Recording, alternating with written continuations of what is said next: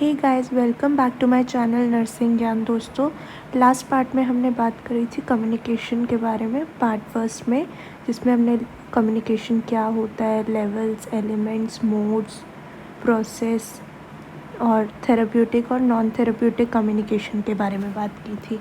तो आज हम उसी का सेकेंड पार्ट लेके आए हैं, जो कि फाउंडेशन ऑफ नर्सिंग फर्स्ट का सिलेबस अकॉर्डिंग टू आईएनसी के अकॉर्डिंग है। तो इसके अंदर आज हम पढ़ेंगे नर्स पेशेंट रिलेशनशिप क्या होता है, उसके प्रोसेस क्या होता है, फेजेस क्या होते हैं, पर्पस क्या होते हैं, और एक नर्स को अपने टीम मेंबर से, पेशेंट से और उसकी फैमिली से किस तरह बात करनी चाहिए, और क्या इफ़ेक्टिव कम्युनिकेशन स्किल्स होते हैं, और how to communicate with elderly person in the sense वो पूरा जो ग्रुप होता है उसको वल्नरेबल ग्रुप होता है, जिसके अंदर elderly person, children, mentally disorder और ये सब आपके इंक्लूडेड रहेंगे। ठीक है, तो आप हमारे चैनल को ज़्यादा से ज़्यादा शेयर और सब्सक्राइब कीजिए और अपने फ्रेंड्स को भी बताइए कि यहाँ पे नर्सिंग फाउंडेशन की पढ़ाई हो रही है। ठीक है, तो आज हम बात करेंगे नर्स पेशेंट रिलेशनशिप के बारे में। ठीक है, तो देखते हैं, चलिए। नर्स पेशेंट रिलेशनशिप क्या होता है? नर्स पेशेंट रिलेशनशिप एक टाइप का थेरेप्यूटिक रिलेशनशिप होता है, जो कि मल्टीपल इंट्रैक्शन से, नर्स और पेशेंट का जो इंट्रैक्शन मल्टीपल टाइम्स होता है उससे आता है। Definition of nurse patient relationship. Nurse patient relationship की डेफिनेशन जॉयसी ट्रैवल बी ने दी थी। ठीक है, nurse patient relationship is result of series of interaction between the nurse, series of interaction between nurse and patient, मतलब दो लोग में over a period of time. Single interaction की बात नहीं हो रही है, एक सर्टेन टाइम पीरियड के लिए, मतलब जब पेशेंट एडमिट है से लेकर उसके रिकवरी तक। ठीक है, with the focusing on needs and problems of patient, patient की नीड्स और प्रॉब्लम्स पे जो फोकस करे वो एक थेरेप्यूटिक कम्युनिकेशन, और उसकी फैमिली से। और अब नर्स के अंदर साइंटिफिक स्किल्स होते हैं अपने, जो कि नर्सिंग प्रोफेशन में हमें सिखाए जाते हैं, और कुछ साइंटिफिक नॉलेज होती है, उसको यूज़ करके एक पीरियड ऑफ टाइम में नर्स और पेशेंट का इंटरेक्शन, जिसके अंदर नर्स को उसकी नीड्स और प्रॉब्लम्स पे फोकस करना है, वो एक नर्स पेशेंट रिलेशनशिप होगा। ठीक है बच्चों, तो नर्स पेशेंट रिलेशनशिप ये होता है। चलिए अब बात करते हैं purpose of nurse patient relationship की। नर्स पेशेंट रिलेशनशिप का क्या पर्पस होता है, मतलब वो हम किस लिए यूज़ करते हैं, किस लिए अच्छा होना चाहिए थेरेप्यूटिक कम्युनिकेशन एक नर्स और पेशेंट के बीच में। ठीक है, फर्स्ट है identify and explore current needs. Current needs मतलब अभी पेशेंट को क्या चाहिए, मान लीजिए पेन हो रहा है, तो उसको हमें आइडेंटिफाई करना है कि हाँ ये पेन है, उसके फेशियल एक्सप्रेशन से जैसे हमें पता लगेगा। तो हम क्या कर सकते हैं, हम अपने आप से तो मेडिसिन एडमिनिस्टर नहीं कर सकते ना विदाउट प्रिस्क्रिप्शन, लेकिन हाँ हम उसको साइकोलॉजिकल सपोर्ट दे सकते हैं, डाइवर्जनल थेरेपी दे सकते हैं। ठीक है, तो identify and explore patients current needs, उस टाइम पे उसके क्या नीड्स हैं वो आइडेंटिफाई करने के लिए नर्स पेशेंट रिलेशनशिप का यूज़ होता है। ठीक है, नेक्स्ट यूज़ होता है develop adaptive problem solving approach. तो अडेप्टिव प्रॉब्लम सॉल्विंग अप्रोच से आप क्या समझते हैं? अडेप्टिव प्रॉब्लम सॉल्विंग अप्रोच वो होता है कि हम पेशेंट की बात सुने और उसके पॉइंट्स को कंसिडर करके हम एक डिसीज़न और कंक्लूजन पे आए, जिससे कि हम उसकी जो भी है हील कर सकें। ठीक है, नेक्स्ट आता है develop adaptive coping skills among patient. तो इसका यूज़ अगर हम अच्छे से नर्स पेशेंट का थेरेप्यूटिक रिलेशनशिप होगा, अच्छा रिलेशनशिप होगा, तो हम उसको क्या कर सकते हैं, उसका जो कोपिंग मैकेनिज़्म है उसको हम अच्छे से अडेप्ट कर सकते हैं, ताकि कई बार पेशेंट अच्छे मूड में नहीं होता, वो बहुत अपनी बीमारी की वजह से चिड़चिड़ा होता है, तो हमें उसी से अच्छे से बात करेंगे तो वो थोड़ा शांत हो जाएगा। ठीक है, अब नेक्स्ट आता है change maladaptive behaviour to adaptive. Maladaptive behaviour मतलब कि जैसे वो आनाकानी कर रहा है, मेडिसिन नहीं ले रहा है, और कुछ भी चीज़ में अडेप्ट नहीं होना चाह रहा है, न्यूरो पेशेंट है, लेट नहीं रहा है ढंग से, तो हम उसको मैल अडेप्टिव बिहेवियर को उससे अच्छे से बात करके उसकी काउंसलिंग करके अडेप्टिव बिहेवियर में चेंज कर सकते हैं। ठीक है, तो इसके अंदर क्या होगा, जैसे आप अच्छे से बात करेंगे तो आपकी बात सुनेगा, मेडिसिन लेगा। ठीक है, नेक्स्ट है प्रमोट पेशेंट्स रिकवरी। तो पेशेंट की रिकवरी को होगा, जो हमारा नर्स पेशेंट रिलेशनशिप होता है, तो जितना अच्छा होगा तो पेशेंट को लगेगा हाँ मैं ठीक हो रहा हूँ, उसके अंदर सेल्फ मोटिवेशन आएगा, तो वो अच्छे से रिकवर भी हो पाएगा। क्योंकि कहते हैं ना, दवाओं के साथ अच्छे से बात भी करना चाहिए तो ज़्यादा जल्दी रिकवरी होती है। ठीक है, फिर नेक्स्ट पॉइंट है improve patients functioning. Patients functioning मतलब जैसे कि वो अपना डेली की एक्टिविटीज़ करने में असमर्थ है अभी तो, क्योंकि वो बीमार है, लेकिन जब वो धीरे धीरे उसकी रिकवरी होगी तो उसका पेशेंट की जो फंक्शनिंग है, जो डेली का रूटीन वर्क है, वो भी इम्प्रूव होगा, तो वो अपने सब चीज़ें कर पाएगा। तो ये है कुछ पर्पस नर्स पे। अब आते हैं phases of nurse patient relationship. जो NPR है हमारा नर्स पेशेंट रिलेशनशिप, वो मेनली 5 फेजेस में है। ठीक है, 5 फेजेस में। फर्स्ट फेज़ है pre orientation phase, second introductory phase, third orientation phase, fourth working phase और फिफ्थ टर्मिनेशन फेज़। ठीक है, तो हम वन बाय वन सबकी बात करेंगे। प्री ओरिएंटेशन फेज़ क्या होता है, ये एक नर्स को अपनी स्किल्स पहचानने का फेज़ होता है। तो इसके अंदर वो क्या करती है, उसको पेशेंट के डिसीज़ कंडीशन का असेसमेंट लेना होता है, उसके डिसीज़ कंडीशन को जानना होता है और एक अपने नर्सिंग केयर प्लान जनरेट करना होता है कि how she will approach to that condition of patient, किस तरह से वो उसको हील करेगी, ट्रीट करेगी। ठीक है, तो ये हमारा हुआ pre orientation phase. Pre orientation phase के अंदर प्री ओरिएंटेशन फेज़ में क्या होता है, डिसीज़ कंडीशन को असेस करेगी नर्स, और उसके बाद जो है डिसीज़ कंडीशन को असेस करना और अप्रोच करना उसको हीलिंग करने के लिए, और इंटरेक्ट करना, पेशेंट से इंटरेक्ट करना। ठीक है, प्री ओरिएंटेशन फेज़ आपका कंप्लीट हो गया। नेक्स्ट आता है आपका इंट्रोडक्टरी फेज़। इंट्रोडक्टरी फेज़ में क्या होता है कि नर्स अपना इंट्रोडक्शन देती है पेशेंट को कि हाँ I will help to recover. और इंट्रोडक्टिव फेज़ में क्या होता है, पेशेंट पूरा और बताती है कि हाँ ये हॉस्पिटल है, यहाँ पे ये होगा, यहाँ पे ये होगा, आपको वार्ड की बात बताएगी, टाइमिंग्स क्या है, आपकी मील टाइमिंग्स क्या है, आपकी मेडिसिन्स आपको कब कब लेनी है। इस फेज़ में पेशेंट अंडर क्या बोल सकते हैं, अंडर एग्ज़ामिनेशन होता है। तो अभी उसको डिसीज़ का पता नहीं चला है, लेकिन हाँ वो ये बोलेगी कि आपको कोई सिम्टम्स आए या कुछ भी आए तो आप ये बेल रिंग कर सकते हैं, आप मुझे कैसे बुला सकते हैं।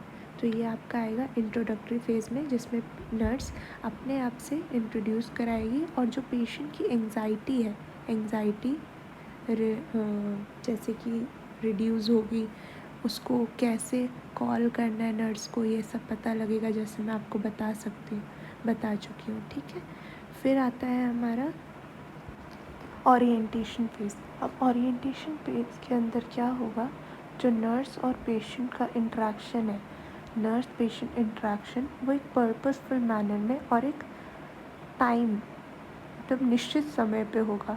जैसे कि आप मेडिसिन देने गए तो आपने बोला ये आपके दिन की मेडिसिन हैं, तो मैं यहाँ पे आपको ड्रग्स एडमिनिस्टर करने आई हूँ, और उसके बाद मैं 15 मिनट्स के ये प्रोसेस होगा। ठीक है, तो आप इस तरह से पेशेंट को, हमारा एक पर्पसफुल इंट्रैक्शन होता है इसके अंदर नर्स और पेशेंट का, और एक फ़िक्स टाइम पीरियड के लिए होता है। जैसे कि आप लोग नर्सिंग स्टूडेंट्स हैं तो आप बोलेंगे कि हाँ हम यहाँ पे पोस्टेड हैं और मैं आपकी हिस्ट्री लेना चाहती हूँ, तो ये 10 मिनट लगेंगे ऐसे। ठीक है, फिर नेक्स्ट होता है वर्किंग फेज़। तो इसके अंदर नर्स और पेशेंट का जो इंट्रैक्शन होता है, ये मेन इंट्रैक्शन होता है। इसके अंदर हम हेल्दी अनहेल्दी को हेल्दी पर्सन में कन्वर्ट करने में काम करते हैं। तो इसके अंदर नर्स और पेशेंट दोनों का रोल होता है। तो जो वर्किंग फेज़ होता है, जैसे कि हम एग्ज़ाम्पल ले लें, जो वर्किंग फेज़ है, डायबिटीज़ मेलाइटस का एग्ज़ाम्पल लेते हैं। ठीक है, डायबिटीज़ में क्या होता है कि शुगर बढ़ा होता है, तो हम पेशेंट को समझाएंगे हाँ डायबिटीज़ में आपको किस तरह से आरबीएस चेक करना है। RBS stands for random blood sugar, तो हम उसकी नॉर्मल वैल्यूज़ बताएंगे और उसको साइंस एंड सिम्टम्स बताएंगे कि क्या क्या आपको आए तो हमें हेल्प के लिए कॉल करना है। और उसको इंसुलिन की ज़रूरत होगी तो हम उसको बताएंगे कि किस तरह से इंसुलिन एडमिनिस्टर करना है, क्या डोजेज रहेगा इंसुलिन का। तो वो हम एक वर्किंग फेज़ में एक अनहेल्दी को हेल्दी में कन्वर्ट करने के लिए हम बात करेंगे, जहाँ पे हमने एग्जांपल लिया डायबिटीज़ के पेशेंट का। तो उससे हम किस तरह से इंसुलिन एडमिनिस्टर करेंगे, आरबीएस करेंगे, ये सब हम उसको बताएंगे। ठीक है। फिर आता है टर्मिनेशन फेज़। तो ये जो टर्मिनेशन फेज़ होता है ये एक एंड होता है नर्स पेशेंट रिलेशनशिप का, क्योंकि अब पेशेंट डिस्चार्ज होने वाला है।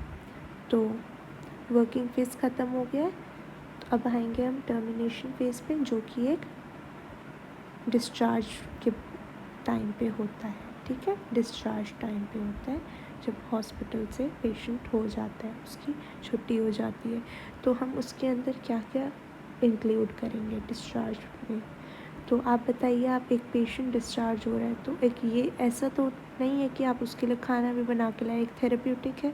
हमारा काम था पेशेंट का डिसीज़ को अप्रोच करना, उसकी एंग्जाइटी किल करना, उसको उसके साथ काम करना, वर्क करना, और फिर वो ठीक हो जाए तो उसको छुट्टी के लिए, मतलब अब वो घर जा रहा है तो घर जाएगा तो हम उसको मतलब जाहिर सी बात है हम उसको हेल्थ एजुकेशन देंगे, पेशेंट एजुकेशन देंगे, और हम उसको बताएंगे कि नेक्स्ट विज़िट कब है, अब आपकी अपॉइंटमेंट है। तो ये सब हमारा टर्मिनेशन फेज़ में आएगा। ठीक है। तो देखिए, रिविजिटिंग कब है, हम उसको ये बताएंगे रिविजिटिंग कब होगा, और हम उसको हेल्थ एजुकेशन देंगे इस फेज़ में। ठीक है, हेल्थ एजुकेशन। ओके, तो हमारे सारे फेजेस ख़त्म हो गए इसी के साथ, phases of nurse patient relationship. अगर आपको कुछ नहीं समझ आते तो आप हमारे टेलीग्राम चैनल को से जुड़िए और आप वहाँ पे अपने डाउट्स पूछ सकते हैं और कमेंट्स भी कीजिए। ठीक है।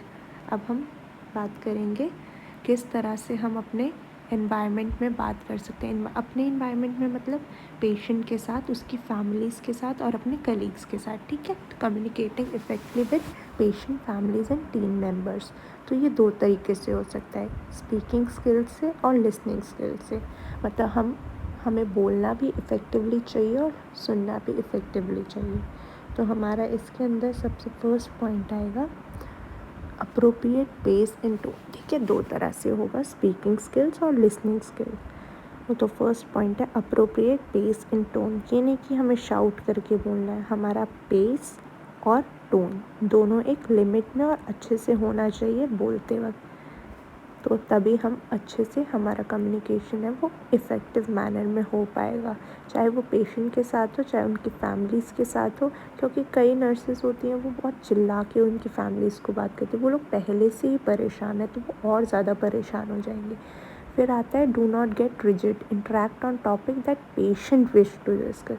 पेशेंट अपनी अगर कोई प्रॉब्लम पे डिस्कस करना चाह रहा है तो आप उससे उस चीज़ में बात करिए। ठीक है। Accurate information about patient and disease condition. कभी पेशेंट से आप एक बार को कर सकते हैं, लेकिन हाँ उसकी फैमिली मेम्बर्स को आपको पूरा एक्यूरेट इन्फॉर्मेशन देनी चाहिए डिसीज़ कंडीशन के बारे में। कि फिर be clear and specific and asking information. अगर बहुत क्लियरली और स्पेसिफिकली इन्फॉर्मेशन जो आपकी यूज़ की है, क्योंकि एक ट्रीटमेंट में भी काम आएगी। तो ऐसा नहीं है कि कोई मेल है तो वो गायनी हिस्ट्री नहीं लेगा, वो अच्छे से उसको इफ़ेक्टिवली लेनी चाहिए और क्लियर वर्ड्स में और स्पेसिफिक पूछना चाहिए। ठीक है, स्पीक ट्रूथफुली। तो ट्रूथफुली मतलब कि उसको कुछ फॉल्स वो नहीं देने की, हाँ आप बिल्कुल उसकी कंडीशन बहुत ख़राब है और आप बोले हाँ हाँ बस आज की चीज़ है, कल तो आप डिस्चार्ज हो जाएंगे। अगर नहीं हुआ तो फिर उसका मनोबल टूटेगा। ठीक है, interacted with open mind and with unbiased manner. Open mindedly हमें इंटरेक्ट करना है, पेशेंट को जज नहीं करना और अनबायस्ड होके, मतलब बायस नहीं होना। ठीक है, तो लिसनिंग स्किल्स के अंदर आते change the topic should not be done, हमें टॉपिक चेंज नहीं करना चाहिए। Actively and attentively listen to what patient is saying, actively और अटेंटिवली सुनना चाहिए पेशेंट क्या कह रहा है। Show hurried gesture, never show hurried gesture, कभी जल्दीबाजी में नहीं पेशेंट के सामने जाना। आपको कितना भी काम हो, लेकिन हाँ आपको पेशेंट की बातों को इफ़ेक्टिवली सुनना है ताकि उसको लगे हाँ मेरी सुनी जा रही है बात। Look for non verbal cues, जैसा मैंने आपको पिछले वीडियो में बताया था, नॉन वर्बल और वर्बल क्या होता है। वर्बल में ओरल और रिटन आता है, और नॉन वर्बल में आप फेशियल एक्सप्रेशंस को देखना चाहिए पेशेंट के कि वो पेन में तो नहीं है। और टच और ये सब आपका आता है, आई कांटेक्ट, तो ये सब ठीक है। फिर हम बात करेंगे कम्युनिकेशन विद वल्नरेबल ग्रुप्स। तो वल्नरेबल ग्रुप्स में क्या क्या आता है, एल्डरली पीपल, वुमेन, चिल्ड्रन, ठीक है। तो ये सब मेंटली एंड फिजिकली एबल, तो वुमेन क्या क्या आएगा, children, old people and mentally and physically challenge, ये सब आपका वल्नरेबल ग्रुप में आएगा। तो हम क्या क्या करना चाहिए, तो अभी हम अगर जनरली बात करें तो क्या किसको ज़रूरत होती है, जैसे चिल्ड्रन है तो चिल्ड्रन किस तरह से अट्रैक्ट होगा और आपसे अच्छे से कम्युनिकेट करेगा। आप नर्स से, आपका कलरफुल यूनिफॉर्म हुआ, आप उससे प्लेफुल मैनर में बात कीजिए तो वो आपसे अच्छे से अपनी चीज़ों को शेयर कर पाएगा, बता पाएगा। ऐसे ही विमेन है, हम उसको प्राइवेसी प्रोवाइड करें, उसके जो सेंसिटिव इश्यूज़ हैं उसको हम सुने और उसको जज ना करें, तो वो आपकी कम्युनिकेशन आपका इफ़ेक्टिव होगा। अब ओल्ड पीपल है, अब वो चीज़ों को सुन नहीं पाते, कई बार हियरिंग लॉस हो जाता है, स्पीच ऑल्टर हो जाता है, तो हम उस केस में हमें पेशेंस दिखाना है, मतलब पेशेंट के साथ पेशेंस दिखाना है, तभी आपका कम्युनिकेशन इफ़ेक्टिवली हो पाएगा वल्नरेबल ग्रुप से। नहीं तो आप भी इरिटेट होंगे और वो, हमें कभी इरिटेशन, नर्सिंग में बहुत पेशेंस की ज़रूरत होती है बच्चों, ठीक है। फिर आता है मेंटली एंड फिज़िकली चैलेंज, उसके लिए हमें अगर कोई मेंटली चैलेंज है या फिर वो मेंटली उसकी हेल्थ कंडीशन ठीक नहीं है, तो उससे हमें टाइम लेना चाहिए, पहले कंसेंट लेना चाहिए उससे और उससे फैमिली मेम्बर से कि is this the correct time to talk about your condition, इस तरह से, ठीक है। तो अब हम बात करते हैं how to communicate with vulnerable groups. Assess the needs of the patient, special needs of the patient if suspected, मतलब स्पेशल नीड्स में यही कि वल्नरेबल ग्रुप है तो जैसे जिसको नहीं सुनता है, मतलब वो फिज़िकली चैलेंज्ड हुआ तो उसको क्या क्या स्पेशल नीड्स, मतलब हम उसको इशारे से बताएंगे। अब ओल्ड पीपल है, उस पर हमें शाउट नहीं करना है, लेकिन हाँ ऊंची आवाज़ में बताना है, तो हमें ये असेस करना है खुद से, वो आपको नहीं बताएंगे, ठीक है। Check vulnerable person understanding and modify communication, understanding check करनी, approach as per patient limitation, मतलब किस तरह से सुन पा रहा है, आपकी बात समझ पा रहा है कि नहीं, हमें वो भी चेक करना है, ठीक है। Explore varied and suitable methods that vulnerable person understands, मतलब suitable method की, हाँ इशारे से समझ रहा है या ज़ोर से बोल के समझ पा रहा है, ठीक है। नर्स पेशेंट का ट्रस्ट होना बहुत ज़रूरी है, जैसे कि आप जानते हैं। तो nurse should explain her role first to gain trust, जैसे अपना आपने बताया कि हाँ मैं मेडिसिन देने आई हूँ और मैं एक यहाँ पे आपको मेडिसिन दूंगी, आपको बिल्कुल पेन नहीं होगा, आप इससे ठीक हो जाएंगे, तो ऐसे हमें अपना रोल उनको पहले एक्सप्लेन करना है ताकि उनका ट्रस्ट गेन हो और हमें प्रोसीजर करने में कोई दिक्कत ना आए, ठीक है। Seek help of family member and significant member और फ्रेंड्स, अब जैसे कुछ गांव देहात के लोग हैं, हमें हर लैंग्वेज तो नहीं आ सकती ना हर गांव की, तो उनके कुछ फैमिली मेम्बर होते हैं जो उन्हें वो बात समझा सकते हैं, तो हम अपनी बात अगर पेशेंट को नहीं डायरेक्टली समझा पा रहे तो उसके फैमिली मेम्बर्स को हम समझा सकते हैं, जिससे कि क्या होगा, वो अपने पेशेंट को समझा सकेंगे और पेशेंट अकॉर्डिंगली वर्क करेगा। तो हमें इसलिए seek help of family member and significant और friends. Next, appropriately respond appropriately so that vulnerable person understands. अब अप्रोप्रिएटली मतलब हमें उस पर शाउट नहीं करना या हमें इरिटेट नहीं होना, तो वल्नरेबल पर्सन मतलब किसी जो पीड़ित व्यक्ति है उसको भी लगे कि हाँ कोई नहीं, हमारी बातें सुनी जा रही है। और सबसे important, maintain record of discussion and it's outcome. Record and reports हमारा नेक्स्ट चैप्टर भी है, तो मेंटेन रिकॉर्ड, हम ऐसा कुछ इंट्रैक्शन कर रहे हैं तो उसको नोट कर लीजिए और क्या उसका आउटकम है वो भी, ठीक है। तो आज ये चैप्टर आपका ख़त्म हो गया। पार्ट फर्स्ट और सेकंड में हमने कम्युनिकेशन का पूरा रिकैप एक पढ़ लिया है। तो चलिए अब आज के लिए ये चैप्टर ख़त्म। अब आप बताइएगा कि आपको नेक्स्ट चैप्टर कौन सा पढ़ना है, ठीक है। थैंक यू बच्चों, थैंक यू बच्चों। और आप हमारे चैनल नर्सिंग_ज्ञान को टेलीग्राम पे भी आप हमसे जुड़ सकते हैं, टेलीग्राम पे नर्सिंग_ज्ञान। और चैनल को सब्सक्राइब कीजिए और बेल आइकन ज़रूर प्रेस कीजिए ताकि आपको वीडियो का नोटिफिकेशन आ जाए, क्योंकि अब यहाँ पे रेगुलर क्लासेस स्टार्ट होने जा रही है। और अब आप कमेंट्स में बताइए भी अब आपको क्या पढ़ना है, कौन सा नेक्स्ट टॉपिक पढ़ना है, ठीक है। तो subscribe to our channel and don't forget to press the bell icon, और अपने फ्रेंड्स के साथ भी शेयर कीजिए, ठीक है। और ज़रूर से ज़रूर कमेंट करके बताइएगा। Okay, thank you, bye.